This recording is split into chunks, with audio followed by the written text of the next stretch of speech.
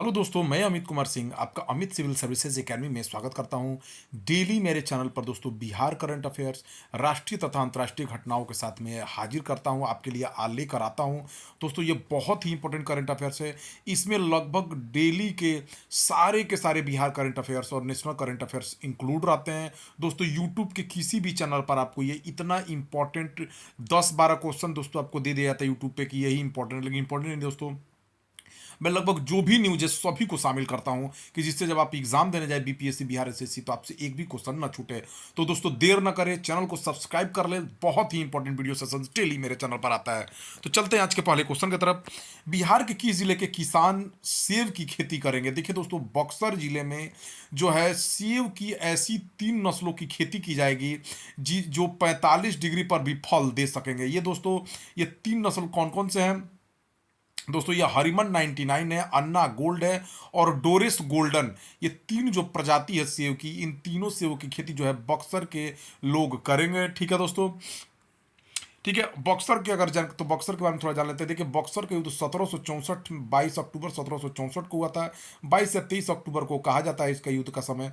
दोस्तों बक्सर के युद्ध एक निर्णायक युद्ध था। इसके बाद दोस्तों हुआ क्या कि जो पश्चिम बंगाल, बिहार, झारखंड, उड़ीसा तथा बांग्लादेश की दीवानी जो है अंग्रेजों के हाथ चली गई और अंग्रेजों का एक तरह से आधिपत्य हो गया पूरे बंगाल पर। ठीक है दोस्तों, बंगाल की नवाब मीर कासिम, अवध के नवाब सुजाउदौला, बनारस के राजा बलवंत सिंह, मुगल बादशाह शाह आलम की संयुक्त सेना थी जो अंग्रेजों के खिलाफ लड़ रही थी।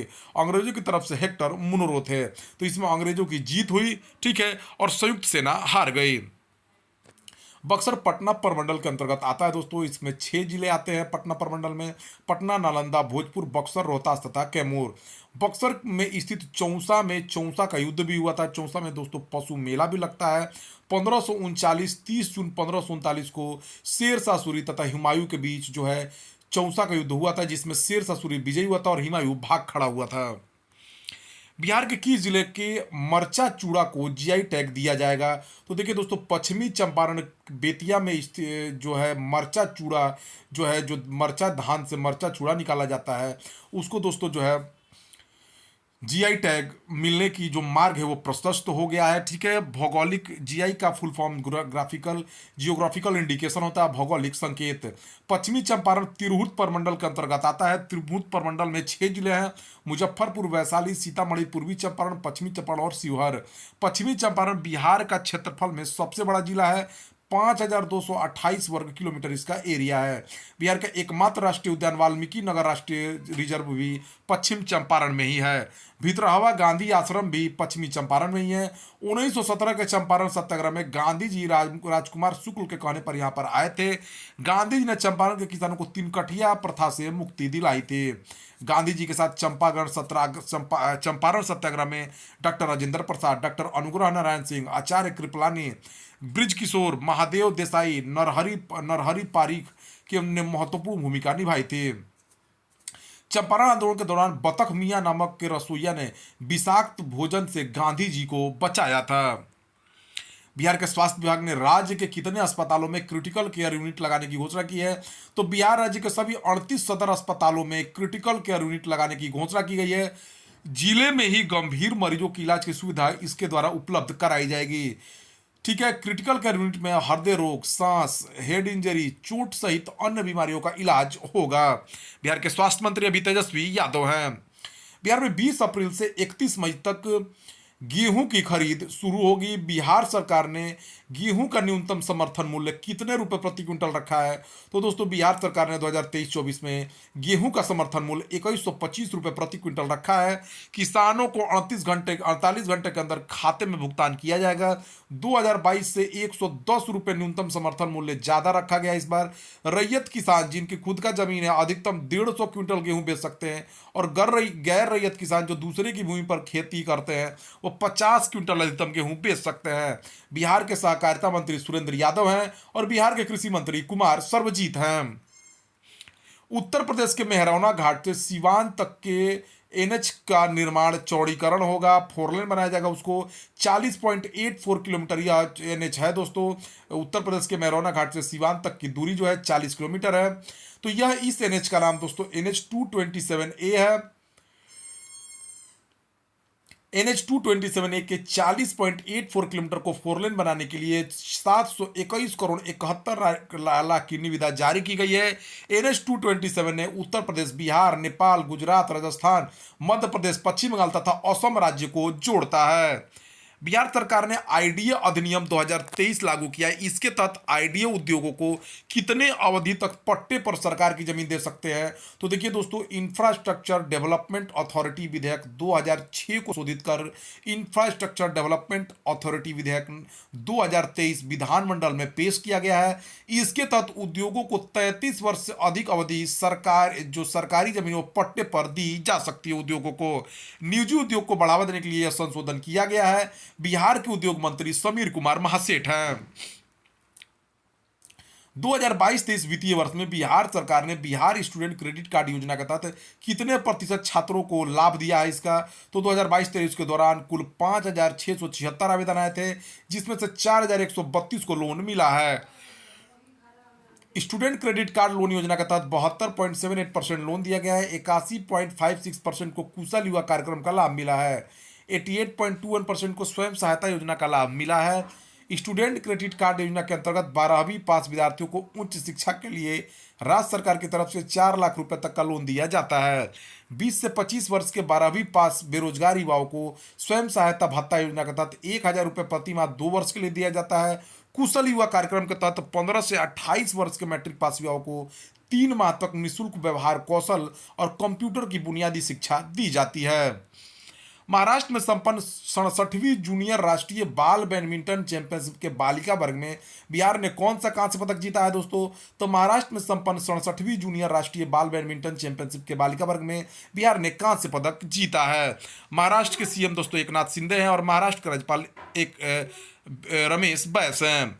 हर घर नल का जल का सेवा वाहन को 9 गाड़ियों को हरी झंडी दिखाकर बिहार के किस मंत्री ने रवाना किया? देखिए दोस्तों, गांव गांव पहुंचकर हर घर नल का जल सेवा वाहन जलापूर्ति योजना के पंप ऑपरेटरों, पंचायत स्तरीय मरम्मत दल इच्छुक लोगों को कौशल विकास कर एक सशक्त नेटवर्क तैयार करेगा। इससे जलापूर्ति बाधित होने पर गांव के ही मरम्मत करने वाले कुशल लोग तैयार किए जाएंगे। बिहार के लोक स्वास्थ्य मंत्री ललित कुमार यादव ने 9 सेना सेवा वाहनों को राज्य के प्रमंडलों में रवाना किया है। बिहार सरकार ने कितने जिलों में राष्ट्रीय उच्च पथ पर ट्रामा सेंटर बनाने का निर्णय लिया है? तो देखिए, बिहार सरकार ने 11 जिलों के आसपास राष्ट्रीय उच्च पथों के आसपास जो है ट्रामा सेंटर बनाने का निर्णय लिया है। राष्ट्रीय उच्च पथों पर होने वाली दुर्घटनाओं और उच्च पथों के आसपास बेहतर ट्रामा सेंटर न होने की वजह से लोगों को बहुत दिक्कतें होती है। कोई अगर दुर्घटनाग्रस्त हो जाता है तो अस्पताल न होने से बहुत दिक्कतें आती हैं। बिहार सरकार ने 11 जिलों के उच्च पथों पर के आसपास ट्रामा सेंटर बनाने का निर्णय लिया है। 110 करोड़ की लागत से ट्रामा सेंटर बनाया जाएगा। CT scan, operation theatre, blood storage unit की सुविधा होगी यहाँ पर। 3 अप्रैल 2023 को भारत श्रीलंका द्विपक्षीय समुद्री अभ्यास स्लाइनेक्स 2023 का 10वां संस्करण कहाँ शुरू हो रहा है? तो देखिए, स्लाइनेक्स 2023 का जो भारत श्रीलंका द्विपक्षीय समुद्री अभ्यास का जो है कोलंबो में शुरू हो रहा है। भारतीय नौसेना का प्रतिनिधित्व आईएनएस किल्टन और आईएनएस सावित्री करेंगी और श्रीलंका नौसेना का SLNS विजय बाहु और SLNS समुद्रा करेगी। श्रीलंका 1972 तक इसका नाम सिलोन था। 1972 में इसका नाम लंका पड़ा। 1978 में इसका नाम श्रीलंका पड़ा। राजधानी इसकी कोलंबो है। श्री जयवर्धनपुरा कोट्टे इसकी नई राजधानी बनी है। प्रधानमंत्री इसके दिनेश गुणवर्धने हैं। राष्ट्रपति रानिल विक्रमसिंघे हैं। भाषा यहाँ की सिहली और तमिल है। मुद्रा श्रीलंकाई रुपया है। श्रीलंका में 70.2% लोग थेरावा बौद्ध के लोग हैं। हाल ही में भारत सरकार ने श्रीलंका में रामायण सर्किट बनाने की योजना के साथ साथ भारतीय रुपए चलाए जाने की योजना पर काम कर रही है। हाल ही में अंतर्राष्ट्रीय मुद्रा कोष ने श्रीलंका को $2.9 बिलियन ऋण दिया है। हाल ही में किस देश ने पीएम मोदी को जुलाई में होने वाले वार्षिक बेस्टिल डे परेड में अतिथि के रूप में आमंत्रित किया है? तो 14 जुलाई फ्रांस के राष्ट्रीय दिवस, जिसे बेस्टिल दिवस भी कहा जाता है, ने पीएम मोदी को पेरिस आमंत्रित किया गया है। फ्रांस की राजधानी पेरिस से प्रधानमंत्री एलिजाबेथ बोर्न है। राजधानी यहाँ की इमैनुअल मैक्रो है। राष्ट्रपति इमैनुअल मैक्रो है। हाल ही में किरण नादर को फ्रांस के सर्वोच्च नागरिक सम्मान से सम्मानित किया गया है। फ्रांस में इच्छा मृत्यु को भी वैध बनाने जाने का जल्द ही कानून आने वाला है। फ्रांस में पेंशन सुधारों को लेकर जो है पेंशन सुधारों तथा रिटायरमेंट की एज बढ़ाने को लेकर हिंसा जारी है। फ्रांस के रामबुये शहर में बैक्टीरिया का इस्तेमाल रोशनी के लिए किया जा रहा है। ओपेक के सदस्यों ने मई 2023 से तेल उत्पादन में कितने लाख बैरल प्रतिदिन से अधिक कटौती की घोषणा की है? तो 2 अप्रैल 2023 को सऊदी अरब तथा ओपेक के अन्य सदस्यों ने प्रतिदिन 10 लाख बैरल से भी अधिक प्रतिदिन तेल की कटौती की घोषणा की है। इस कदम का उद्देश्य बाजार में स्थिरता लाना है। ओपेक पेट्रोलियम निर्यातक देशों का एक संगठन है। 1960 में इसकी स्थापना हुई। स्थापना सदस्य ईरान, इराक, कुवैत, सऊदी अरब, वेनेजुएला द्वारा बगदाद सम्मेलन में इसको स्थापित किया गया था। मुख्यालय ओपेक का वियना है। कुल सदस्य इसके 15 है। Algeria, Angola, Congo, Ecuador, Equatorial Guinea, Gabon, IR, Iran, Iraq, Kuwait, Libya, Nigeria, Qatar, Saudi Arabia, संयुक्त अरब अमीरात और वेनेजुएला। किस देश ने अपने यहाँ अंग्रेजी भाषा पर प्रतिबंध लगाने की घोषणा या योजना बनाई है? तो दोस्तों इटली ने जो है अंग्रेजी भाषा पर प्रतिबंध लगाया और कहा है कि जो भी इसका इस्तेमाल करेगा उसको 1 लाख यूरो का जुर्माना देना पड़ेगा। इटली के पीएम जियोर्जिया मेलोनी है। इटली सरकार ने अंग्रेजी के इस्तेमाल पर रोक लगाया है। इटली ने हाल ही में चैट जीपीटी पर भी प्रतिबंध लगाया था। इटली की राजधानी रोम है। भाषा यहाँ की इतालवी है और मुद्रा यूरो है। किस संस्थान के वैज्ञानिकों ने सोलर पैसिव हीटिंग बिल्डिंग तैयार की है? देखिए, जीबी पंत राष्ट्रीय हिमालयी पर्यावरण संस्थान अल्मोड़ा उत्तराखंड के ने जो है एक ऐसा घर तैयार किया है जो दिन में मिली सूरज की ऊर्जा को से पूरी रात भर गर्म रहेगा। विज्ञान की भाषा में इसे सोलर पैसिव हीटिंग बिल्डिंग कहा जाता है। सौर ऊर्जा से गर्म रहने वाले इस घर को पिरुल, धान, गेहूं के भूसे तथा लेटाना घास के मिश्रण से तैयार किया जाता है। इससे ग्रामीण पर्यटन को बढ़ावा मिलेगा, कार्बन उत्सर्जन घटेगा। किस देश के क्रिकेट बोर्ड ने अपने खिलाड़ियों के वेतन में 50% की बढ़ोतरी कर दी है? तो क्रिकेट ऑस्ट्रेलिया ने दोस्तों ऑस्ट्रेलिया बोर्ड ने अपने जो भी क्रिकेट खिलाड़ी हैं उनके वेतन में 50% की बढ़ोतरी किया तथा महिलाओं के लिए 66% की बढ़ोतरी की है। ऑस्ट्रेलिया के पीएम एंथनी अल्बनीज है। राजधानी कैनबरा है। ऑस्ट्रेलिया महाद्वीप में कोई भी सक्रिय ज्वालामुखी नहीं है। ठीक है, एकमात्र ऐसा द्वीप है जहां पर कोई भी सक्रिय ज्वालामुखी नहीं है। तो ये बहुत इंपॉर्टेंट है। ठीक है, ऑस्ट्रेलिया के जो दोस्तों प्रधानमंत्री वो अभी हाल ही में भारत की यात्रा पर आए थे। हाल ही में एनसीईआरटी ने 12वीं कक्षा के पाठ्यक्रम से किससे संबंधित अध्याय को हटा दिया है? तो एनसीईआरटी ने 12वीं कक्षा के पाठ्यक्रम से मुगलों के अध्याय को हटा दिया है। 2023-24 से यह नियम लागू होगा। विश्व राजनीति में अमेरिका अधिपत्य तथा शीत युद्ध संबंधी अध्यायों को हटाया गया है। 12वीं के पुस्तक से लोकप्रिय आंदोलनों का उदय तथा एक पार्टी के प्रभुत्व के काल को हटाया गया है। 10वीं कक्षा की राजनीति शास्त्र किताब से लोकतंत्र और विविधता, लोकप्रिय संघर्ष और आंदोलन तथा लोकतंत्र की चुनौतियों जैसे अध्याय हटाए गए हैं।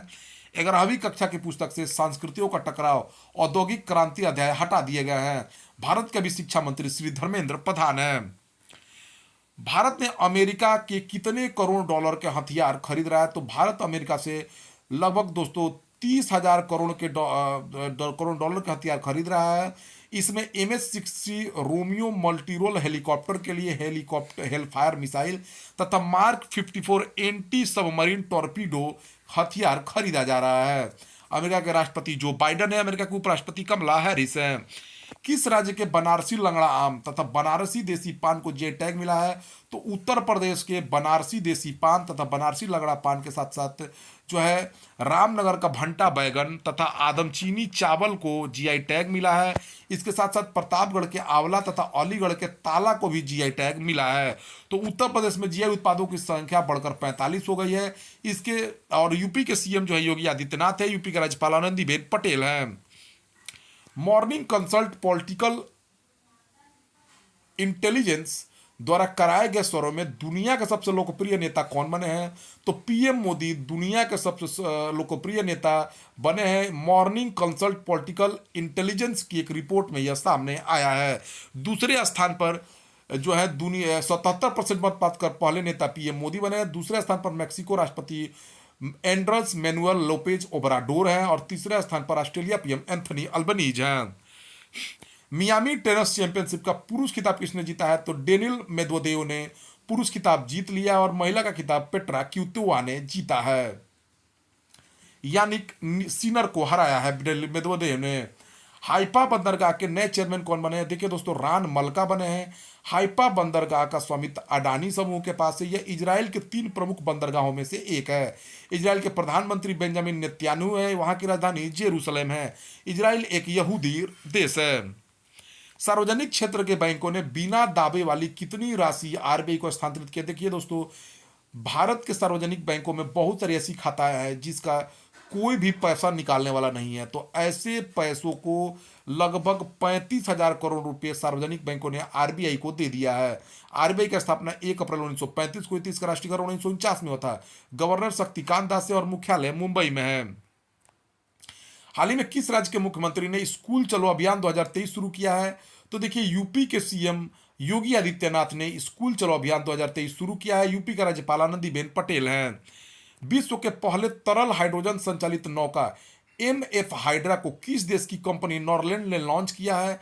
तो देखिए दोस्तों, नॉर्वे की राजधानी ओस्लो है। नॉर्वे ने इसे लॉन्च किया है। मुद्रा यहाँ की नॉर्वेजियन क्रोन है। प्रधानमंत्री जोनास गहर स्टोर हैं। ठीक है। भाषा नॉर्वेजियाई है। नॉर्वे मछली पकड़ने, पैदल यात्रा तथा स्कीइंग के लिए जाना जाता है। हाल ही में नॉर्वे ने रानी मुखर्जी की film Mrs Chatterjee versus Norway पर विरोध जताया है। इसका कारण यह है दोस्तों कि इसमें ऐसा दिखाया गया है कि एक चटर्जी नाम की महिला थी जो नॉर्वे रहती थी, और वो उनके 2 बच्चों को नॉर्वे सरकार ने अपने अंडर में रख लिया था। तो वो उनसे प्राप्ति के लिए अपने बच्चों को लड़ाई लड़ रही है। कहाँ स्थित बांदीपुर टाइगर रिजर्व ने प्रोजेक्ट टाइगर के रूप में 50 वर्ष पूरे किए हैं? तो कर्नाटक में स्थित बांदीपुर टाइगर रिजर्व ने 50 वर्ष पूरे किए हैं। बांदीपुर टाइगर रिजर्व की स्थापना प्रोजेक्ट टाइगर के रूप में 1 अप्रैल 1973 को हुई थी। कर्नाटक के सीएम बसवराज बोम्मई हैं। कर्नाटक के राज्यपाल थावरचंद गहलोत हैं। Basu Chatterjee and middle of the road cinema पुस्तक के लेखक कौन है? तो अनिरुद्ध भट्टाचार्य हैं। Basu Chatterjee and middle of the road के पुस्तक के लेखक। किसे भारतीय रिजर्व बैंक के कार्यकारी निदेशक के रूप में नियुक्त किया गया है? तो नीरज निगम को आरबीआई ने तत्काल प्रभाव से कार्यकारी निदेशक के रूप में नियुक्त किया है। आरबीआई के गवर्नर शक्तिकांत दास है। हाल ही में किस कंपनी के किस कंपनी के ने कराईकल पोर्ट का अधिग्रहण किया है? तो केंद्र शासित प्रदेश पुडुचेरी स्थित कराईकल पोर्ट प्राइवेट लिमिटेड का अधिग्रहण 1485 करोड़ रुपए में अडानी समूह ने किया है। अडानी पोर्ट के सीईओ करण अडानी ने बताया कि अडानी समूह भारत में 14 पोर्टों का संचालन कर रही है। कराईकल पोर्ट की स्थापना 2009 में हुई थी। पुडुचेरी एक केंद्र शासित प्रदेश है। यहाँ के सीएम एन रंगास्वामी है। उपराज्यपाल तमिलसई सौंदरराजन है। यूलू कंपनी ने फूड डिलीवरी के लिए ई स्कूटर उपलब्ध कराने के लिए किसके साथ करार किया है? तो यूलू कंपनी ने फूड डिलीवरी के लिए ई स्कूटर उपलब्ध कराने के लिए जोमैटो, जो एक फूड कंपनी, उसके साथ समझौता किया है। ट्विटर ने अपने लोगो ब्लू बर्ड की जगह कौन सा नया लोगो लगाया है? तो कुत्ते का एक फोटो लगाया है दोस्तों, डॉग का फोटो लगाया है ट्विटर ने ब्लू बर्ड की जगह। ठीक है। ट्विटर के सीईओ एलन मस्क हैं।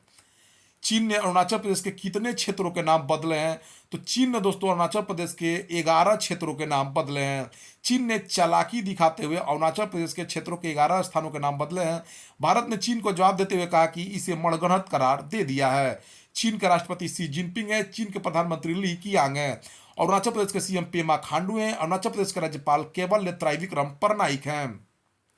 हाल ही में किस राज्य में स्थित नाथुला दर्रा के पास बड़ा हिमस्खलन होने से पर्यटक फंस गए दोस्तों? 7 लोगों की मौत भी हो गई है। तो सिक्किम में गंगटोक को नाथुला से जोड़ने वाली जवाहरलाल नेहरू रोड के पास हिमस्खलन हुआ है, जिसके कारण बहुत सारे यात्री फंस गए हैं और 7 लोगों की मौत भी हो गई है।